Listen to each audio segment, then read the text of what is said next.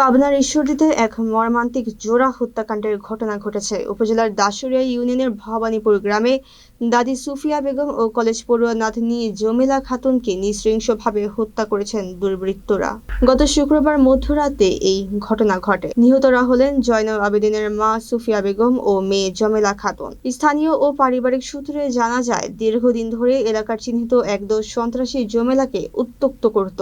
রাতে দাদির পাশে ঘুমন্ত জমিলাকে তুলে নিতে চাইলে দাদি বাধা দেন। এতে ক্ষিপ্ত হয়ে সন্ত্রাসীরা দাদিকে হত্যা করে এবং নাতনিকে পার্শ্ববর্তী সরিষা খেতে নিয়ে গণধর্ষণ শেষে শ্বাসরোধে হত্যা করে পালিয়ে যায়। শনিবার সকালে মরদেহ উদ্ধার করে পুলিশ। এলাকাবাসীর অভিযোগ, রাজনৈতিক ছত্রছায়ায় থাকা একটি চাঁদাবাজ ও সন্ত্রাসী চক্র এই ঘটনার সাথে জড়িত। ঈশ্বরদী থানার অফিসার ইনচার্জ মুমিনুজ্জামান জানিয়েছেন, ঘটনাটি সর্বোচ্চ গুরুত্ব দিয়ে তদন্ত করা হচ্ছে। এলাকাবাসী এই ন্যাক্কারজনক ঘটনার সুষ্ঠু বিচার ও প্রধানমন্ত্রী এবং স্বরাষ্ট্রমন্ত্রীর জরুরি হস্তক্ষেপ কামনা করেছেন।